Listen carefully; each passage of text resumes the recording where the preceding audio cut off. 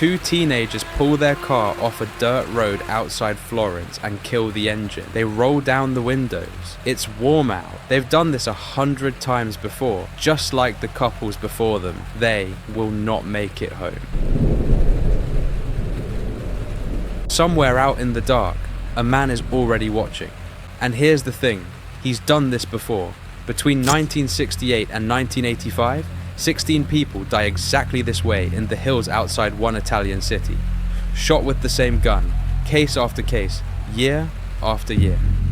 The weapon never changes. A .22 caliber Beretta, and 8 of the victims, all women, are mutilated afterward with a precision that still unsettles the forensic examiners who saw it firsthand.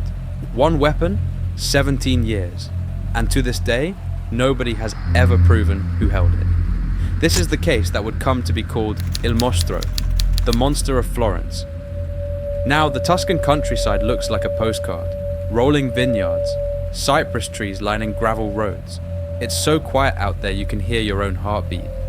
Back in the 1960s and 70s, that silence made these hills the perfect place for young couples to park after dark. Away from disapproving parents, away from prying eyes. For years, this was just what young lovers did on a Saturday night.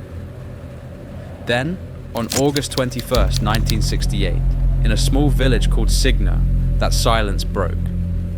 Inside a parked Alfa Romeo sat Barbara Locci, 32, and her lover Antonio Lobianco, 29. Someone stepped out of the dark and fired 7 rounds through the windshield. Both died almost instantly, and in the back seat, asleep the entire time, was Barbara's 6-year-old son, Natalino. He woke up to the sound of shots. A stranger pulled him from the car, and he would spend the rest of his life failing to fully remember the night his mother was murdered 3 feet away from him. Investigators moved fast. They moved wrong. Suspicion landed almost immediately on Barbara's estranged husband, Stefano Mele, a man with a documented history of jealousy and violence toward his wife. Under questioning, Mele confessed. Then he named an accomplice. Then he took it back. Then he gave another name. Then he contradicted himself again. And eventually, on the strength of his own unraveling testimony, he was convicted and sent to prison. Case closed, except it wasn't. 6 years later, September 1974, another couple is found shot dead in a car near Borgo San Lorenzo. But Stefano Mele is still behind bars. He could not have pulled this trigger, so ballistics techs run the bullets, and the casings match. Same gun, same firing pin, same signature, 6 years apart. Somebody else has that gun now, or somebody else always did. This is where the case should have started making sense. Instead, it started coming apart. Between 1974 and 1985, 7 more attacks follow the same blueprint, with chilling consistency. A couple, parked, alone, night. The .22 Beretta. But now something new enters the pattern. After the shooting, the killer stays. He walks up to the bodies, and in at least 8 cases, the female victims are mutilated after death, cut with what forensic examiners call careful, practiced incisions. In some cases, tissue is removed from the body entirely and carried away, taken, not left behind in a frenzy, removed deliberately like it mattered to him. So investigators need an explanation for that kind of precision, and they reach for the obvious one: a butcher, a hunter, someone with anatomical training, maybe a doctor, a surgeon, a medical student. And that theory holds for a while because it's the only thing that fits. But the moment they try to build a suspect list around it, the whole thing buckles. Forensic reviewers point out the cuts are confident, sure, but not surgical. A skilled hunter, even an amateur taxidermist, could produce the same results. So the one clue that should have narrowed the search instead widens it to nearly anyone in rural Tuscany who knows how to work a blade. That's when investigators pivot to a second theory. La Pesta Sarda, the Sardinian Trail. See? The 1968 murder sat inside a tight-knit Sardinian immigrant community, and the gun from that first killing was never recovered. So maybe it simply changed hands inside that same small world, which would mean the killer wasn't some phantom in the hills. He was someone already known to police. Detectives spend nearly a decade inside that theory. They investigate Mele's relatives, his old associates, men with Sardinian surnames and criminal records. Suspects get named, interrogated, released, and every lead ends the same way: an alibi that holds, A man who dies before he can be cleared for good, a connection that looks damning right up until it evaporates, and the killings keep happening anyway. June 1981. 2 more victims shot in their car. Then October, a second double murder in the same year. The killer isn't slowing down, he's speeding up, and the mutilations are getting more confident, not less. Whoever this is, he isn't panicking, he's refining. By 1982, Florence has a dedicated task force built around this one case. Newspapers run the same warning every summer. Stay home, stay in town, stay out of the countryside after dark.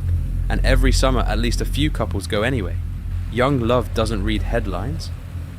Then September 1983 breaks the pattern, or seems to. 2 German tourists, both men, are shot dead in a camper van near Giugoli. For a moment, investigators think they're chasing a second killer entirely. A hate crime, something personal. Then ballistics comes back. Same gun, same killer. He was never targeting couples specifically.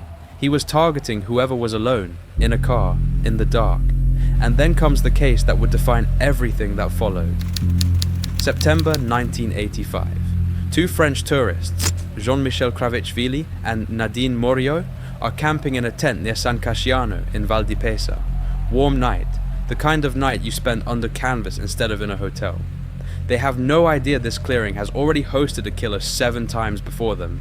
Shots come straight through the tent fabric. Both die, and this time, the killer does something he's never risked before. He cuts away a section of Nadine Morio's body and takes it with him. 8 days later, an envelope arrives on the desk of the lead prosecutor, Silvia Della Monica. Inside it, a piece of human tissue. He wasn't just killing anymore, he was writing back. And that letter terrifies investigators for a reason that has nothing to do with the crime scene. It means he's tracking the case closely enough to know exactly who's leading it. And he's confident enough in his own invisibility to mail her a piece of one of his victims. He isn't hiding somewhere out in the dark hills. He might be reading the morning coverage of his own crimes over breakfast, in the same town as the people hunting him. The 1985 double murder turns out to be the last confirmed Monster of Florence killing. After 17 years and 16 victims, it just stops. No arrest, no confession, no body found with the gun still in hand. Just silence, as sudden and complete as that first gunshot back in 1968. But silence isn't the same thing as an ending. For 16 families, and for a country that had spent 2 decades afraid of its own countryside, silence just meant the questions kept piling up with no one left to answer them. In 1993, investigators believed they finally found him, Pietro Pacciani, a farmer from Mercatale with a documented history of violence. Decades earlier, he'd served time for murdering a man who'd been intimate with his fiancée.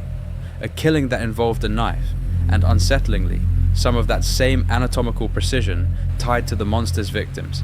He fits almost too well.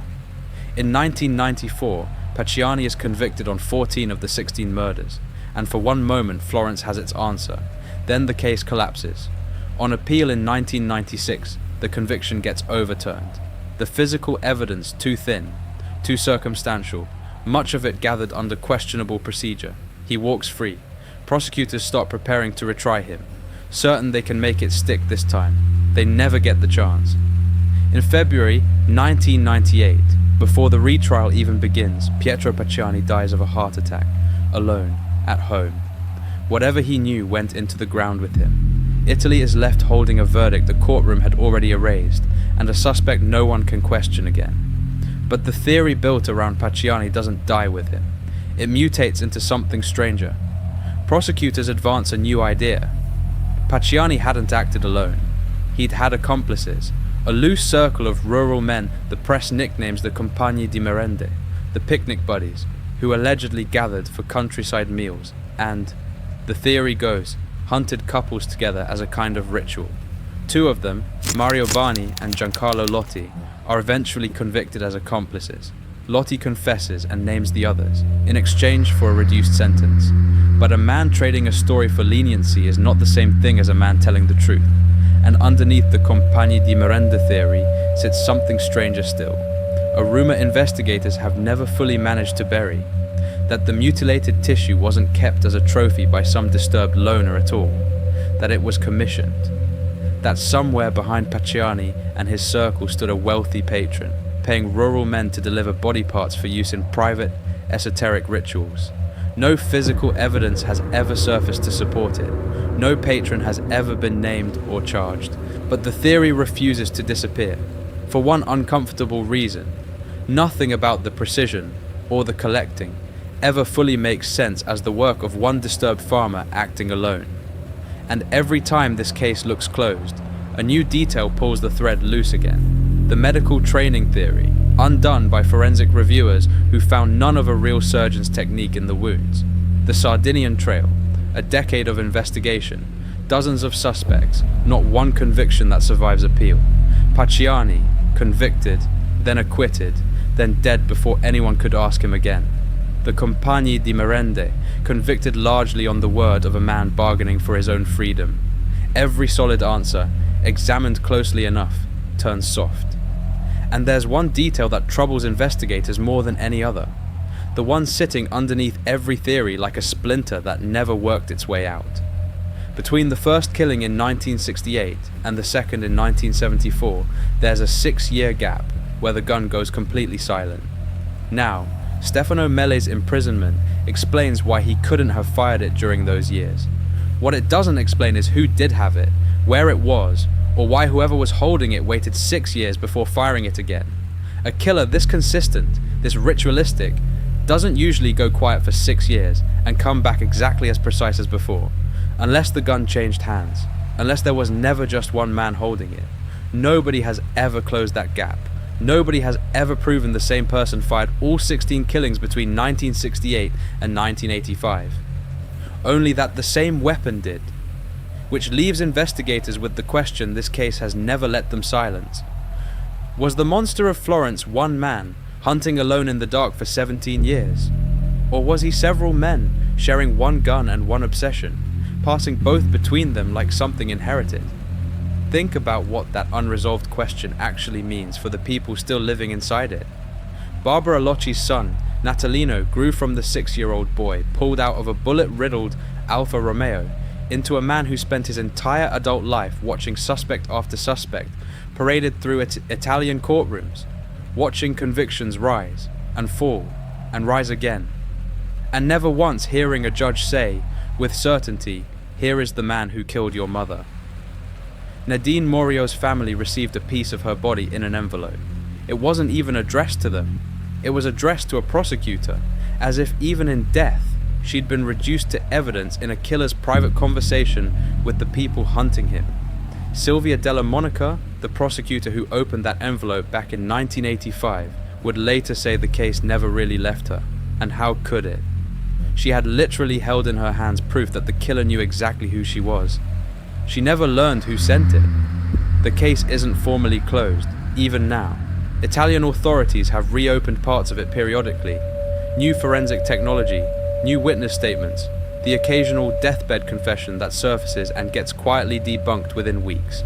DNA testing, unreliable or unavailable back in the 70s and 80s, has been run against the old evidence more than once. And each time, it fails to produce the one thing everyone actually wants: a name that sticks. There's no shortage of candidates.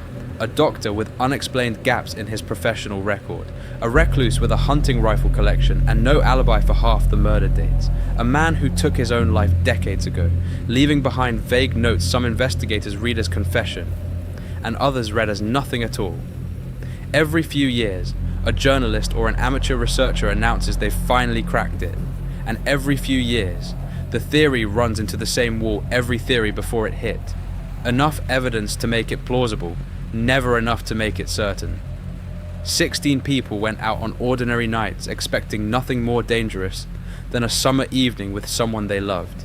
16 people never came home. For 8 of them, even their bodies weren't left whole.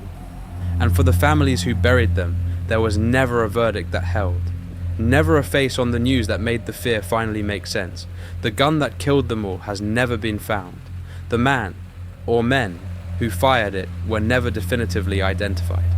And somewhere in the archives of the Florence prosecutor's office, the file on the Monster of Florence still sits, technically open, technically active, waiting on evidence that keeps almost arriving and never quite does. 17 years, 16 victims, one weapon. And to this day, whoever pulled that trigger for the last time in 1985 has never had to answer for a single one of them. We may never know his name. That's not a failure of this story. That's the story.